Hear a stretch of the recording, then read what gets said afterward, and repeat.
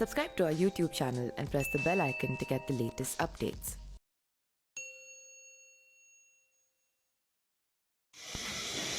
नमस्कार, मैं पिंटू सिंह यादव आप सभी का स्वागत करते हैं न्यूज़ लाइव में। दोस्तों, जैसा कि पता है आपको कि उत्तर प्रदेश में जब से योगी आदित्यनाथ की सरकार बनी है उसके बाद बाहुबलियों पर लगातार शिकंजा कस रहा है।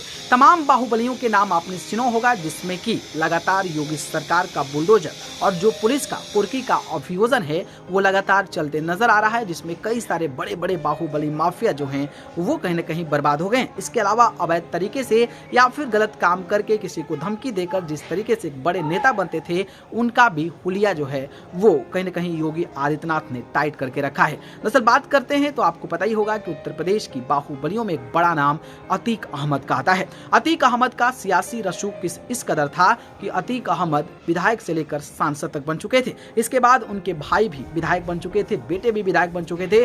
तमाम जो उनके सियासी जो परिवार था वो कहीं ना कहीं लगातार आगे बढ़ रहा था, लेकिन वो गलत काम कर रहे थे और अंजाम ये हुआ कि योगी सरकार जब आए तो अतीक अहमद का ये हाल हो गया है कि उनके परिवार का कोई सदस्य जो है वो चुनाव लड़ने के लायक नहीं बना है और खुद माफिया अतीक अहमद, उनके बेटे, उनके भाई, दोनों बेटे जो हैं वो कहीं ना कहीं आज सलाखों के पीछे हैं। तो किस तरीके से अतीक अहमद आज बर्बाद हो गए हैं और बर्बाद इस कदर हो गए हैं कि अपनी बची खुची जो चीज़ें हैं उसको बचाने के लिए योगी आदित्यनाथ की बड़ाई करते नजर आ रहे हैं। इस कड़ी में अगर मैं बात करता हूँ तो उत्तर प्रदेश की राजनीति में समाजवादी पार्टी के संस्थापक मुलायम सिंह यादव के साथ जुड़कर काम करने वाले 10 बार के विधायक रहे आजम खान का भी हाल कुछ ऐसा ही हो गया है। आजम खान खुद 10 बार विधायक रह चुके हैं, सांसद रह चुके हैं। इसके अलावा उनकी पत्नी जो है वो विधायक रह चुकी हैं, राज्यसभा सांसद रह चुकी हैं, तो वहीं उनके बेटे दूसरी बार विधायक बने हैं। लेकिन आज नौबत ये आ गई है कि उनके परिवार का सदस्य जो है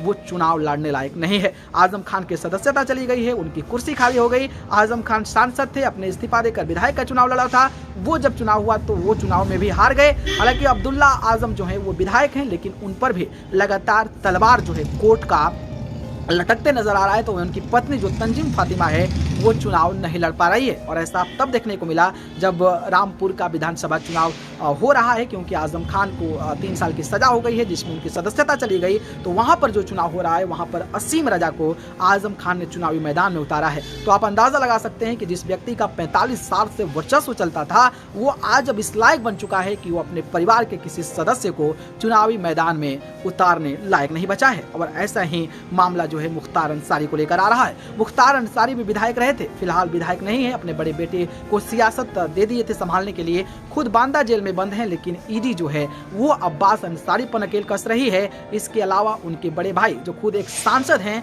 बहुजन समाज पार्टी के गाजीपुर के, उन पर भी लगातार ईडी शिकंजा कस रही है। तो उनके बड़े भाई जो सिबकतुल्ला अंसारी हैं वो भी अब चुनाव लड़ने से मना कर दिए हैं। उनके बड़े बेटे भले ही विधायक बने हों, लेकिन जिस तरीके से ईडी ने लगातार पूछताछ कर रही है, सीए से लेकर मुख्तार अंसारी के साले से लेकर उनके बड़े बेटे, छोटे बेटे पर तलवार लटक रही है, तो पत्नी को लेकर नोटिस चस्पा किया जा रहा है। इन सारी चीजों को देखकर ऐसा ही लगता है कि आने वाले समय में शायद मुख्तार अंसारी के परिवार का भी कोई ऐसा लोग नहीं बचेगा जो उत्तर प्रदेश की चुनावी सियासी रण में वो कहीं ना कहीं आ सके, क्योंकि जिस तरीके से अतीक अहमद और आजम खान जैसे दिग्गज नेताओं का ये हाल हो गया और जिस तरीके से लगातार उत्तर प्रदेश की पुलिस अपने लॉ एंड ऑर्डर और खास करके जो मामले बाहुबली और अवैध संपत्तियों का है उसको लेकर लगातार निशाना साध रहे हैं, उसको लेकर तो यही लग रहा है। खैर, आपको क्या लगता है, क्या सच में मुख्तार अंसारी का अंसारी परिवार का सियासत योगी आदित्यनाथ के रहते खत्म हो जाएगा? आप अपनी प्रतिक्रिया हमें कमेंट बॉक्स में जरूर दीजिएगा। बाकी जानकारी पसंद है तो लाइक कमेंट शेयर कीजिएगा और चैनल को पसंद करते हैं तो सब्सक्राइब कर जरूर जुड़िएगा। ठीक है, धन्यवाद।